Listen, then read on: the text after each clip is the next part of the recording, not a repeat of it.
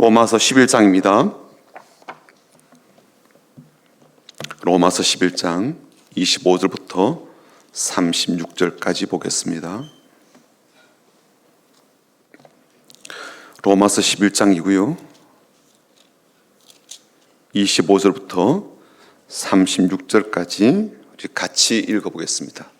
로마서 11장 25절부터 36절까지입니다. 우리 같이 읽겠습니다. 형제들아, 너희가 스스로 지혜 있다 하면서 이 신비를 너희가 모르기를 내가 원하지 아니하노니, 이 신비는 이방인의 충만한 수가 들어오기까지 이스라엘의 도로는 우둔하게 된 것이라. 그리하여 온 이스라엘이 구원을 받으리라. 기록된 바 구원자가 시온에서 오사 야곱에게서 경건하지 않은 것을 돌이키시겠고, 내가 그들의 죄를 없이 할 때 그들에게 이루어질 내 언약이 이것이라 함과 같으니라.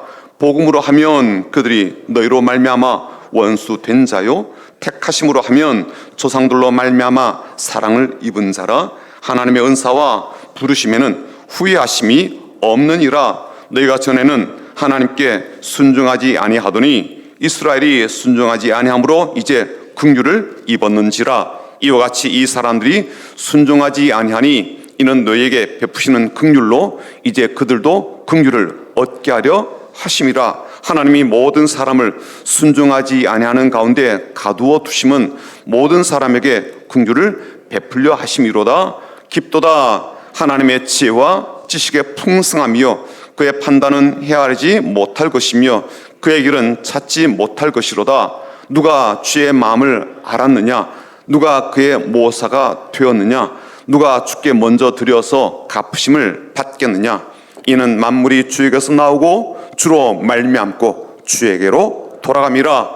그에게 영광이 세세 있을지어다. 아멘. 벌써 열대야가 찾아오고요. 또 강원도 강릉에는 벌써 원래 첫 열대야를 지난주에 또 기록했다라고 합니다. 또 남쪽에서는 폭염 경보 받는 그런 곳들이 늘어나고 있고요. 전 세계적으로도 올여름이 가장 더운 계절이 될 것이다라고 그렇게 경고하고 있습니다. 물가의 오름보다도 이제는 기온의 오름이 더 큰 위협이 되겠다라고 우리가 그렇게 긴장하게 되는데요. 당장 우리들도 지금 다가오는 여름을 어떻게 더 견뎌야 되나 그런 걱정이 되기도 합니다. 잘 이길 수 있도록, 더위도 잘 이겨내고 갖가지 어려움도 잘 극복할 수 있도록, 또 신앙적으로 잘 우리가 성장해 나가는 그런 계절로 삼도록 우리 앞뒤자로 보시면서 인사하고 축복할 텐데요. 주님의 이름으로 축복합니다라고 인사하겠습니다. 주님의 이름으로 축복합니다. 주님의 이름으로 축복합니다. 주님의 이름으로 축복합니다. 한 번 더 인사하겠습니다. 주님의 마음으로 사랑합니다. 주님의 마음으로 사랑합니다. 주님의 마음으로 사랑합니다. 수술 받고 잘 돌아오신 김우 집사님 사랑합니다. 잘 이기시면 좋겠고, 또 지금도 병원에 입원해 있는 여러분들과 또 항암 치료 중에 있는 분들을 위해서도 같은 마음으로 또 기도하시고 축복해 주시면 좋겠습니다. 제가 지난주 수요일에 한 25년 정도 알고 지내는 한 장로님을 뵙게 되고 이런저런 이야기를 나누게 되었는데요. 요즘 아이들이 학원에서 어느 정도 공부를 하고 있는지, 또 어떤 목표를 두고 그렇게 하고 있는지 그런 이야기를 좀 들을 수가 있었습니다. 장로님 손자가 지금 이제 초등학교 4학년이고요. 그 장로님 이제 다른 연세대를 나왔고 사위는 이제 서울대를 나온 아주 엘리트 집안입니다. 이 이제 부모님들이 이제 학원에 이제 보내어서 공부를 시키는데, 말하면 장로님 손주이죠. 공부를 시키는데 이 공부하는 시간이라든지 양이 어마어마하다는 것을 제가 이제 듣고 좀 많이 당황하게 되었습니다. 이야기를 들어보니까 이제 지금 세대 영어는 일단 초등학교 때서 다 뗀다고 이야기를 하더라고요. 그러니까 중학교 할 공부, 고등학교 들어가서 하게 될 영어 공부는 초등학교 때 다 떼고 중학교에 들어가면 이제 다른 과목에 집중을 한다는 거예요. 그리고 지금 그 초등학교 4학년 이 손주는 이제 수학을 하고 있는데, 황소 수학이라고 그것을 하고 있는데, 학원에 가면 일단 2시간 강의를 듣고 수업을 하고, 나머지 2시간 동안은 이제 문제를 받아서 풀면 그러니까 4시간째를 하고 집으로 돌아온다는 거예요. 근데 본인 혼자 푸는 2시간의 이 문제를 다 풀지 못하면 풀 때까지 학원에서 그냥 버텨야 되는 거예요. 그래서 가끔씩 이제 문제를 좀 다 풀지 못하고 시간이 늘어지게 되면 11시 넘어서도 집으로 온다. 뭐 그런 얘기를 합니다. 그리고 집에 오면 또 잠을 잘 수가 있는가? 그렇지 않대요. 다른 학원에서 받았던 숙제를 풀어야 되니까 집에 와서도 그렇게까지 공부를 해야 되는 고단한 삶을 초등학교 4학년 하고 있다라는 이야기를 듣게 되었습니다. 도대체 왜 이렇게 하는가 이제 이렇게 물어보니까 이제 선행학습을 하는 것 때문에 그렇고요. 지금 초등학교 4학년이지만 이제 중학교 문제를 이제 풀고 있다라고 이야기를 하더라고요. 좀 다른 세계 이야기죠, 그렇죠? 예, 좀 그런 상황입니다. 이렇게 하지 않으면 미래가 없다라고 이제 부모님들이 생각하고 있고요. 다른 아이들처럼 평범한 삶을 살게 될 것이기 때문에 그렇게 공부를 시킨다는 거예요. 그러니까 장로님이 이제 손주 좀 보고 싶어서 집에 가고 싶어도 애가 없으니까 갈 수도 없고요. 가도 못 만나는 거예요. 그래서 겨우 뭐 한 달에 한 번 정도 그렇게밖에 만나지 못한다라고 이야기를 합니다. 아무리 시대가 좀 달라지고요. 그렇게 공부하지 않으면 이제 불안한 미래를 맞닥뜨릴 수밖에 없다라는 현실은 이해가 되지만 이렇게 하지 않으면 안 된다라고 하면서 애를 밀어붙이고 있는 부모님도 참 그렇고 또 그렇게 떠밀려서 학원 가서 공부해야 되는 손자 생각하면 마음이 그렇게 아프다라고 그런 이야기를 저한테 들려주었습니다. 그런 이야기를 듣고 나서 이제 책을 보게 되는데 책에 이런 이제 이야기가 있더라고요. 어느 날 이제 학교에서 자기 이제 자녀가 아들이 이제 집으로 돌아와서 엄마한테 막 자랑을 하는 겁니다. 어떤 자랑인가 하면 학교에서 교장 선생님으로부터 이제 상장을 받았다는 거예요. 그래서 믿겨지지 않아가지고 상장을 보니까 그야말로 공부 열심히 한다라고 교장 선생님이 딱 도장 찍어가지고 이 아이의 이름으로 이제 상장을 준 거예요. 엄마가 얼마나 좋았겠습니까? 얼마나 행복했는지 몰라요. 아이가 교장 선생님으로부터 이제 상장을 받고 왔으니까. 그런데 아이가 하는 그 다음 말이 많이 실망이 되었습니다. 자기 짝꿍 친구도 받았다는 거예요. 그래서 약간 기분이 쎄하다는 이제 느낌이 있었는데요. 아이가 한마디 더 하는 겁니다. 우리 반 다 받았다고. 그래서 이제 이 어머님이 담임 선생님한테 전화를 드렸죠. 걸어보았더니 교장 선생님이 이제 아이들한테 용기도 주고 공부에 대한 열정을 갖도록 하기 위해서 전교생에게 다 줬다는 거예요. 그러니까 처음에는 참 복된 소식으로 듣게 되었는데 이제는 복장 터지는 그런 소식이 된 거죠. 내 아이가 상장을 받았다라고 하니까 참 기쁜 소식이었는데요. 누구나 다 받았다 그러니까 화가 나더라는 거예요. 예. 여러분 우리가 얼마나 이제 이기적으로 편향되어 있는지를 좀 알 수 있는 그런 이야기라고 생각이 되었습니다. 내 아이만 상장을 받았으면 좋겠다 그런 마음이 있잖아요. 그런데 다른 아이들도 상장을 받았다 그러니까 기쁨은 간 곳이 없고요. 막 짜증이 막 올라오고 상장 받았다고 해말가는 그 내 아이가 그렇게 귀하게 여기지 않더라는 거죠. 그래서 우리는요 생각보다도 훨씬 더 좀 타락했고요. 또 얼마든지 더 타락할 수 있다라는 그 말이 그렇게 흘려들을 말이 아니다라는 생각이 듭니다. 영국인이고 다윈과 진화론에 대해서 아주 잘 알려진 세계적인 석학이 있는데 이 사람이 이제 마이클 루스라는 사람입니다. 그러니까 다윈의 또 진화론을 믿고 있으니까 이 사람요 골수 무신론자예요. 이 사람이 이제 창조론이 과학이 아니다라는 것을 입증하는 5가지 이제 요건을 잘 제시해서 창조 과학이 이 재판에서 패하게 되는 그런 원인 제공을 한 사람이기도 합니다. 굉장히 똑똑한 사람이에요. 근데 이 사람이 어떤 말을 했는지를 한번 보십시오. 이런 말을 했습니다. 나는 기독교의 원죄 개념이 옳다고 본다. 세상에서 가장 문명화되고 발전된 민족 베토벤과 괴테와 칸트 민족이 괴악한 히틀러를 선택하고 홀로코스트에 가담했으니 어찌 달리 생각할 수 있겠는가. 내 생각에 사도 바울과 위대한 기독교 철학자들이야말로 죄와 자유와 책임을 제대로 통찰했으며 그래서 나는 이를 무시하기보다 오히려 발판으로 삼고 싶다. 이런 말을 했습니다. 이 사람이 이제 성경 말씀에 항복한 것은 아니에요. 그렇지만 사람의 이기심이라든지 죄성에 대해서는요, 인정하지 않을 수 없다라는 이야기를 우리에게 남겨주었습니다. 사실 이런 그 말씀을 우리가 좀 듣고 연장선을 우리가 좀 이렇게 연결해 본다면요, 사람이 매우 똑똑하고 지혜로운 것처럼 보여도 그렇지 않다는 거예요. 오늘 본문 25절에도 근데 그 말씀이 나오는데요, 25절 보시면 형제들아 너희가 스스로 지혜 있다면서 이 신비를 너희가 모르기를 내가 원하지 아니하노니 라고 되어 있고요, 쉬운 성경으로 보면 이렇게 번역되었습니다. 형제 여러분, 나는 여러분이 스스로 똑똑하다고 생각하는 일이 없도록 하기 위해 이 비밀에 대해 알기를 원합니다 라고 번역했어요. 우리가 스스로 매우 똑똑하다라고 생각하고 지혜롭다라고 생각하고 합리적인 어떤 선택과 판단을 한다라고 그렇게 생각하지만 실상은 우리가 모르는 신비로운 비밀이 있다는 거 아닙니까? 그게 뭐냐면 구원에 관한 신비로운 비밀입니다. 단순하게 이야기하자면요, 하나님의 이 구원 계획 속에 하나님이 선택하신 이스라엘 백성들만 아니라 그 외에 이방인들도 포함하고 있다라는 그런 비밀이거든요.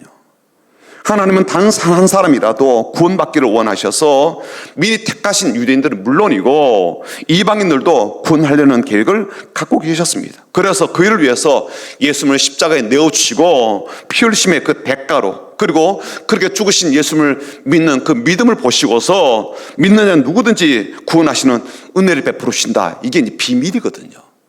하나님이 말씀하신 비밀이에요. 그리고 그것을 왜 신비로운 비밀이라고 했는가라는 이야기를 오늘 좀 나눠보려고 합니다.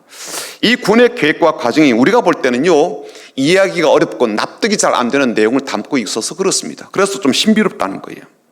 사실 이미 우리들은요, 하나님이 이방인들과 유대인들을 어떻게 구원하시는지에 대한 말씀을 여러 차례 우리가 들어왔죠. 유대인들이 복음을 거부하고 예수님 십자가를 거절함으로 그 구원의 손길과 구원의 강물이 이방인들에게 흘러가게 되었고, 그래서 이방인들이 구원을 받게 되었다. 그런데 유대인들이 보게 될 때 지옥으로 떨어질 이 이방인들이 하나님의 은혜로 구원을 받게 되고 하나님 백성이 되는 거 보니까 너무 질투가 나고 시기가 났다. 그래서 유대인들도 돌이켜서 하나님께로 나오게 되어 비로소 유대인들도 구원받게 되었다. 하나님께서 애초에 유대인들의 구원도 계획하셨는데 이게 약속하신 대로 그대로 성취가 되었다라는 것이 바로 이 복음이죠. 구원의 계획이고 또 우리에게 말씀하신 그런 이스라엘의 역사이기도 합니다. 그래서 이런 내용의 말씀을 여러 번 들었기 때문에 이게 굳이 신비로운 비밀까지 되나라는 생각들을 우리가 하게 되죠. 그런데도 사도 바울은요, 우리가 잘 이해하지 못할 신비로운 비밀이라 그렇게 이야기하면서 우리가 스스로 똑똑하다라고 생각하여서 이 놀라운 신비의 비밀을 모른 채 사는 일이 없도록 다시 한 번 더 권면하고 교훈하고 있는 거예요. 자, 그렇다면 이방인과 유대인의 이 구원 속에 하나님이 담아놓으신 신비로운 비밀이 뭘까라는 겁니다. 첫 번째는요, 이방인들의 이 충분한 구원, 그들의 충분한 구원의 숫자를 확보하기 위해서 이스라엘을 완악함 가운데 두셨다는 거예요. 사실 이방인들의 구원과 이스라엘의 완악함이 무슨 관계가 있겠습니까? 이스라엘 백성들이 이방인들 때문에 이 완악해진 것은 아니잖아요. 또 이스라엘 백성들이 악하다고 해서 이방인들이 구원받는 것도 아니에요. 이 둘은요, 아무런 상관관계가 없어요. 하지만 복음을 거부하고 죄악 가운데 있는 이스라엘 백성들의 그런 완악한 상태를 이용하여서 이방인들의 구원을 위한 놀라운 디딤돌과 구원의 도구로 삼으시더라는 거예요. 그런 면에서 하나님의 신비로운 지혜를 보게 된다는 거예요. 사람들의 완악함조차도, 사람들의 이 죄성조차도 다른 이들의 구원을 위한 좋은 재료로 사용하시기 때문입니다. 이게 지난주에 말씀드린 내용이에요. 하나님은요, 한 생명이라도 구원코자 하시는 그러한 마음에서 사람이 갖고 있는 선한 의도이든 뿐만 아니라 반대로 악하고 나쁜 것이건 그것도 다 사용하신다라는 것이 우리가 좀 낯설게 생각되는 부분이죠.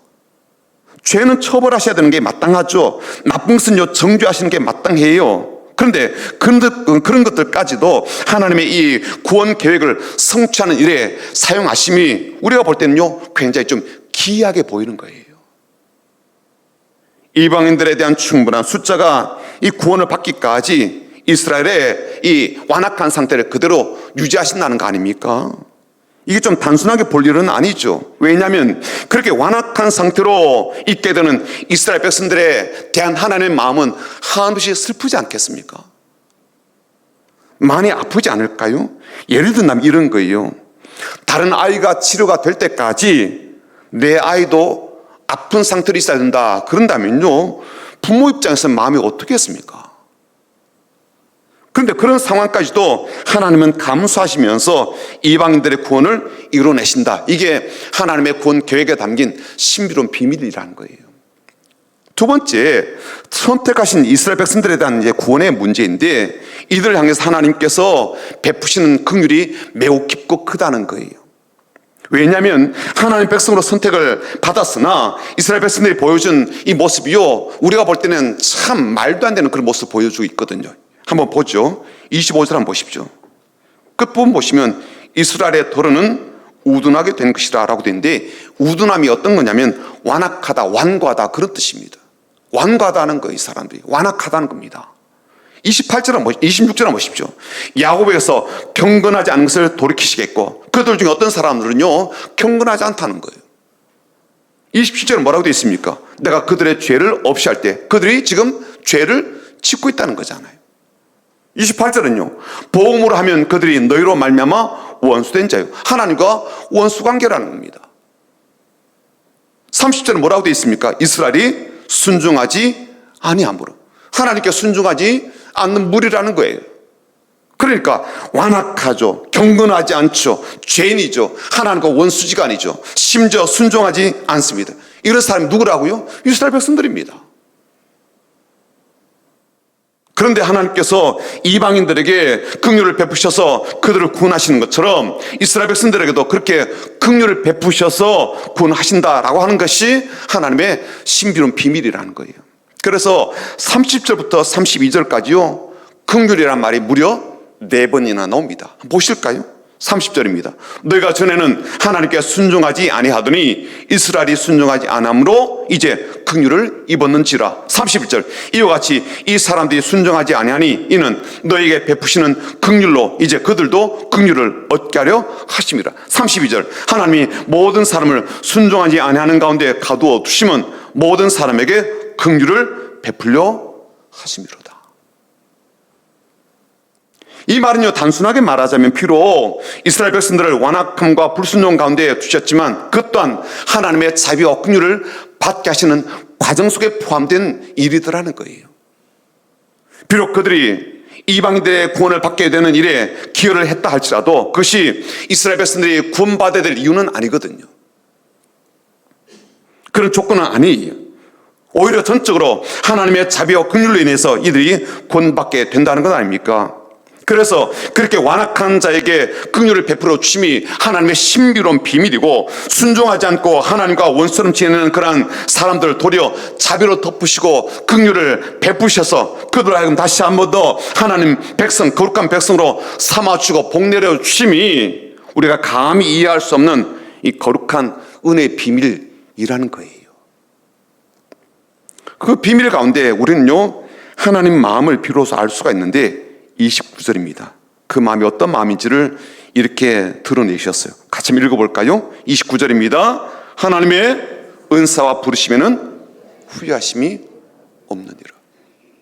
하나님의 선물을 내리시고 우리를 불러주시면은요, 후회하심이 없다는 거예요.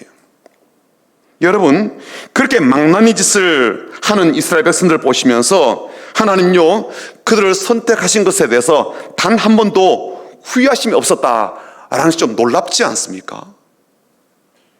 하나님과 철천지 원수처럼 그렇게 대들고 저항했던 그러한 사람들인데 하나님요, 그들을 선택하심에 대해서 결코 철회하신 일이 없다는 것 아니겠어요? 하나님이 이해할 수 없는 은혜로운 그런 마음입니다. 세 번째, 결국에는 이 모든 일들을 하나님의 목적과 뜻대로 계획대로 이루어 가심이 신비로운 비밀이라는 거예요. 여러분 한번 생각해 보십시오. 이방인들은요, 이방인들대로 그들이 구원받을 이유가 없습니다. 또 이스라엘 백성들은요, 그들이 비록 택함을 받은 사람들이다 그러지만요, 하나님께서 그들을 구원해 주셔야 될 그러한 이유가 없는 상태라는 것을 모든 사람이 다 알고 있습니다. 그런데도 하나님께서는 이방인이든 유대인이든 그들 모두를 향한 긍휼과 자비와 은혜를 베푸셔서 충만한 수에 이르기까지 구원받게 하신다는 것 아닙니까? 그래서 하나님의 넘치는 은혜도 우리가 이해할 수가 없고요, 하나님의 지혜와 지식도 우리가 감히 헤아리기가 어렵다는 거예요. 심지어 하나님이 걸어가신 그 길조차도 우리가 찾기가 어려울 정도다라고 그렇게 말을 합니다. 사도 바울이 외친 그러한 33절 한번 보십시오. 얼마나 하나님의 이 신비로운 은혜가 이해하기 어려웠는지 이렇게 고백하고 외칩니다. 깊도다 하나님의 지혜와 지식의 풍성함이요, 그의 판단은 헤아리지 못할 것이며 그의 길은 찾지 못할 것이로다. 이 바울보다 1500년 전 사람이었던 이 다윗도요, 같은 그런 내용의 그런 고백을 했습니다. 어쩌면 다윗이 했던 그 고백의 새로운 버전이 바로 사도 바울의 고백이다, 외칩니다, 그럴 수 있는데, 다윗의 고백을 한번 보죠. 시편 139편 17절과 18절 말씀인데 한번 같이 읽어볼까요? 시작. 하나님이여, 주의 생각이 내게 어찌 그리 보배로우신지요, 그 수가 어찌 그리 많은지요. 내가 세려고 할지라도 그 수가 모래보다 많도소이다. 내가 깰 때에도 여전히 주와 함께 있나이다. 하나님의 지식, 지혜, 이 모든 것들의 무궁무진함에 대한 찬양의 소리, 하나님의 생각이 얼마나 보배롭고 얼마나 귀한 것인지 내가 참 놀라울 뿐입니다 라는 다윗의 고백을 듣게 되고, 오늘 본문에는 이 사도 바울의 찬양 소리를 듣게 됩니다. 자, 그런데 여러분, 제가 지금까지 들은 이 성경의 내용, 이방인들이 구원받게 되고 유대인들까지 구원받게 되는 이 모든 계획과 그리고 계획을 이루시는 과정이 아무리 놀랍고 신비롭고 뭐 탁월하고 보배롭다 할지라도 이게 나랑 무슨 상관이 있겠습니까? 내게 무슨 의미가 있을까라는 생각이 들지 않아요? 그래서 오늘 이 말씀이 도대체 내게 무엇을 교훈하나, 내가 무엇을 붙잡아야 되나, 내가 무엇을 배워야 되나, 내가 어떻게 살아야 되나, 그런 질문들이 이제 우리 가운데 남아 있습니다. 간단하게 세 가지 교훈을 좀 듣고 말씀 뵙겠습니다. 첫 번째 교훈은 이렇습니다. 하나님은 내가 신앙적으로 온전하고 내면의 삶이 믿음으로 꽉 찰 때까지 일부 완악하고 완고한 사람들을 내 주변에 두신다는 거예요. 심지어 그들을요, 꽤 오랫동안 내 곁에 두시기도 한다는 겁니다. 그렇게 하는 이유는 뭐예요? 전적으로 내가 온전해지도록, 내가 하나님 앞에 경건한 삶을 살아가도록, 하나님 백성답게 속이 꽉 차 있는 믿음의 사람이 되도록 그렇게 내 주변에 그런 부류의 사람들을 남겨두신다는 겁니다. 그들의 불순종함을 보면서 내 죄를 보게 되겠죠.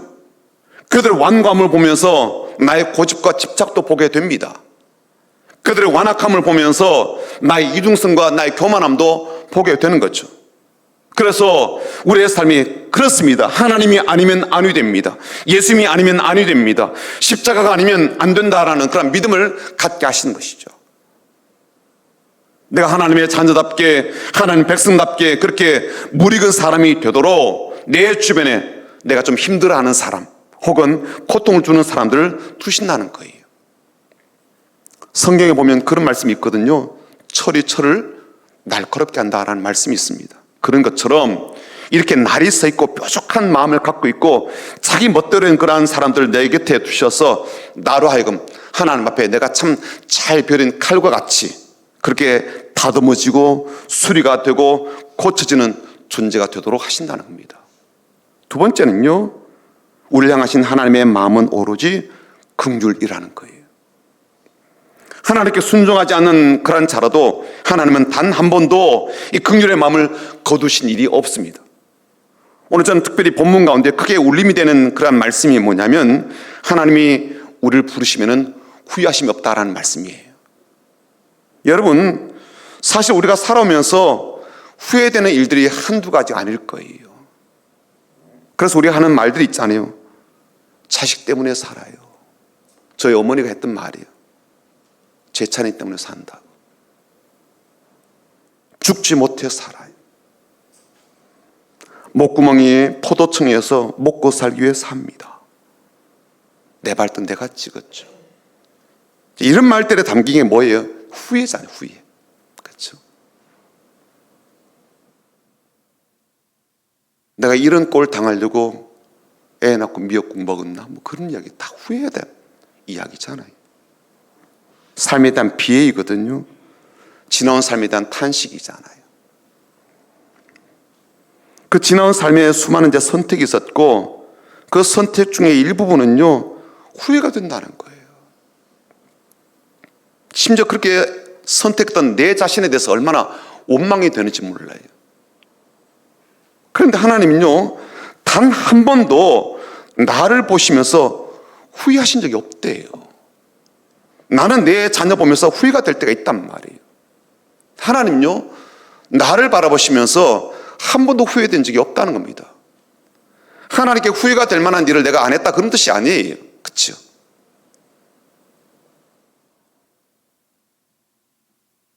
나를 선택하신 것, 나를 사용해 오신 그 모든 것들에 대해서 후회하심이 없대요. 오랫동안 참고 기다려 오신 것에 대해서 후회하심이 없대요. 참고 또 참으면서 언젠가는 달라질 거야 라고 하면서 인내해 오신 그 세월에 대해서 후회하심이 없대요. 우리는 후회가 되니까 어떻게 해요?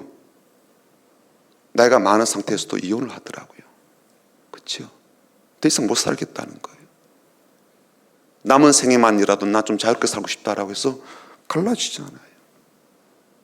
하나는 그렇지 않다는 거예요.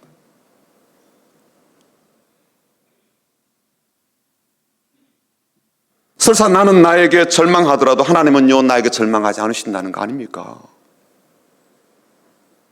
다른 사람이 나를 향해서 욕을 하고 비난하더라도 하나님은 나에게 대해서 긍휼과 자비로 대하신다는 건 아닙니까?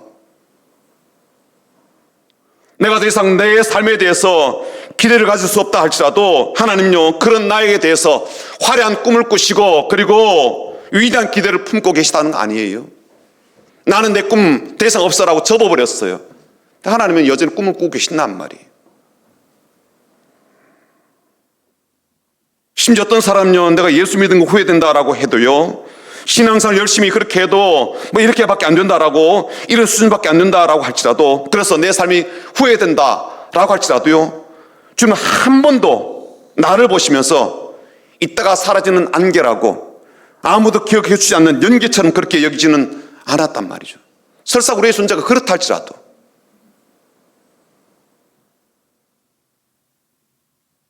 우리 존재가 그럴 수밖에 없는 그런 모습이라 할지라도요 단 한 번도 우리의 삶이 그런 가치밖에 되지 않는 존재라고 여기시지는 않았다는 거예요. 단 한 번도. 단 한 번도. 단 한순간도. 나를 향한 주님의 마음은요 단 한 번도 식은 적이 없어요. 나를 향한 그분의 사랑은요 단 한 번도 꺼진 적이 없다고요.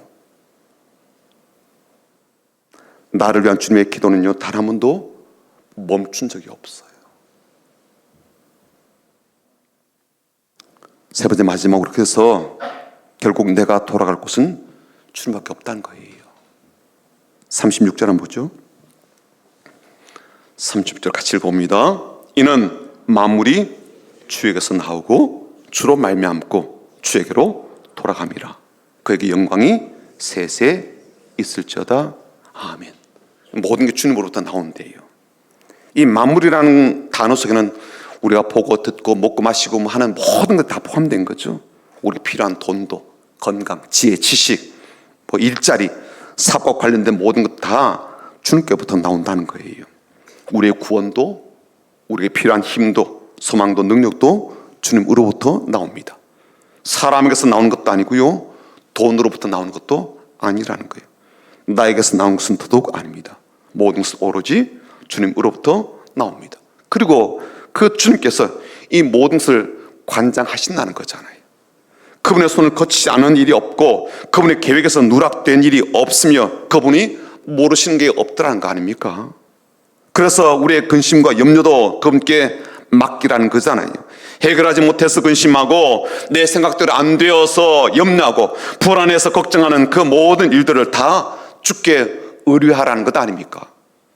주님이 주관하시니까, 주님이 관리하시니까, 주님께서 다스리시니까 네가 나서서 하려고 하지 말고 내게 의탁하라, 내게 맡기라라고 하신 것 아니겠어요? 그래서 우리가 최종적으로 우리가 돌아갈 곳은 주님밖에 없다는 것 아니에요. 그리고 내가 돌아갈 수 있는 곳이 있다는 것만큼 나를 평안하게 하는 것도 없습니다. 사람에게 돌아가지 않고 내가 익숙하다라고 생각되는 환경으로 돌아가지 않고 내게 편안함을 준다라고 생각되는 그러한 곳으로 돌아가지 않고 내 삶을 영광스럽게 해주시는 주님께로 돌아가라는 거죠. 지혜와 지식과 긍휼이 가득한 주님께로 돌아가라는 거죠. 이 말을요, 어서 빨리 죽어서 천국 가야 된다라는 그런 뜻으로 축소해서 들으시면 안 됩니다. 이 세상을 떠나서 주님께로 돌아가는 것 그것만 아니라 오늘 이곳에서도 주님 안에 거하는 것, 이게 본질적 뜻이거든요. 그리고 오늘의 삶에서 내가 주님께로 돌아가고 주님께 거한다는 것은요, 주님이 하시는 모든 일들이 옳습니다라고 인정하고 고백하는 것이 반드시 포함되어 있습니다. 설사 내게 이해가 되지 않는 일이 벌어진다 할지라도 그래도 하나님이 하신 일이라면 그 일은 옳습니다라고 인정한 것이 되어야 하나님께로 돌아갈 수가 있지 않겠습니까? 내 마음에 받아들여지지 않고 내가 볼 때 하나님께서 내 인생에 바르게 행하시지 않는 것처럼 그렇게 생각이 된다면 그 하나님께 내가 어떻게 돌아갈 수가 있겠어요? 그리고 어떻게 내 인생을 하나님께 의탁할 수가 있겠습니까? 내 삶 가운데 무슨 일이 벌어지더라도 어떤 일이 일어나더라도 그래도 하나님은 선하시고 신실하시며 행하신 모든 것이 옳다라는 그런 믿음이 없이는 그 하나님께 어떻게 나갈 수가 있겠습니까? 결국에는 나를 영화롭게 하시고 나를 복되게 하시고 내 삶을 거룩하게 하시는 이 신뢰가 없이는 우리가 하나님 안에 거할 수가 없죠. 그래서 하나님의 긍휼을 덧입고 하나님의 계획을 알고 하나님의 구원을 알고 하나님 마음을 아는 사람들은 당연히 기꺼이 하나님께로 돌아갑니다. 그래서 오늘 이 말씀은요, 우리의 고백으로 좀 드릴 수 있으면 좋겠는데 소리 내어서 한번 36절을 읽어볼까요? 같이 읽어보겠습니다. 이는 만물이 주에게서 나오고 주로 말미암고 주에게로 돌아갑니다. 그에게 영광이 세세 있을지어다. 아멘. 이 만물이라고 하는 이 부분에 내 이름을 넣어서 한번 좀 선포를 해볼까요? 그 만물 속에 나도 포함되어 있으니까 한번 같이 자기 이름 넣어서 한번 해봅니다. 이는 제 찬이가 주에게서 나오고 주로 말미암고 주에게로 돌아갑니다. 그에게 영광이 세세 있을지어다. 아멘. 이와 한 김에 내 배우자 남편과 아내의 이름을 좀 집어넣어서 해볼까요? 배우자 이름 넣어서 해봅니다. 이는 정신애가 주에게서 나오고 주로 말미암고 주에게로 돌아갑니다. 그에게 세세 영광이 세세 있을지어다. 아멘. 여기는요, 내 자녀의 이름 넣어서 해도 됩니다. 그리고 우리 교회 이름을 넣어서 해도 되고요. 우리 교회 이름 넣어서 해볼까요? 시작. 이는 성민교회가 주에게서 나오고 주로 말미암고 주에게로 돌아갑니다. 그에게 영광이 세세 있을지어다. 아멘. 만약 우리 가운데 아직도 주께로 돌아오지 않는 그런 사람이 있다면요, 아무리 그 사람이 우리 눈에 잘 살고 있는 것처럼 보여도 방황하는 중입니다. 열심히 살고 있다 할지라도요, 열심히 헤매고 있는 거거든요. 그래서 우리는 주님께 돌아가게 될 때 비로소 우리의 방황의 종지부를 찍게 되고요, 주님 앞에서 평안과 기쁨과 행복한 그리고 놀라운 그런 행복을 누릴 수가 있게 되는 겁니다. 그래서 오늘 우리의 삶 가운데 하나님은 이 방황하는 그런 이들을 위해서 우리를 이 땅에 남겨두셨고 우리를 주의 모사와 주의 참모로 사용하기를 기대하십니다. 그러면 오늘 우리가 하나님께서 주신 이 구원의 신비로운 비밀을 잘 깨달은 사람으로서 이제는 이 비밀을 전하는 주의 모사가 되고 참모가 되어 우리 가족 모두가 주님께로 돌아오고 주님 안에 가는 복된 삶, 복된 가정이 되기를 주님의 이름으로 축복합니다. 그래서 더 이상 후회, 자책, 낙심의 삶이 아니라 의심과 불안과 완고함과 집착, 고집의 삶이 아니라 주님의 주권을, 하나님의 주권을 내 모든 삶에서 인정하면서 주님만이 옳습니다라고 선포하고 주님을 영광롭게 하는 그러한 일에 귀한 도구로 사용되는 종들의 삶, 종들의 가정이 되시기를 주님의 이름으로 축복합니다. 그리고 주님께로부터 나와서 주님께서 관장하시고 주님께로 돌아가는 그런 귀한 삶을 날마다 추구하는 그런 성도들이 다 되시기를 주의 이름으로 축원합니다. 아멘. 하나님의 부르심에는 후회하심이 없네라는 찬양 우리 같이 올려드리고 기도하겠습니다.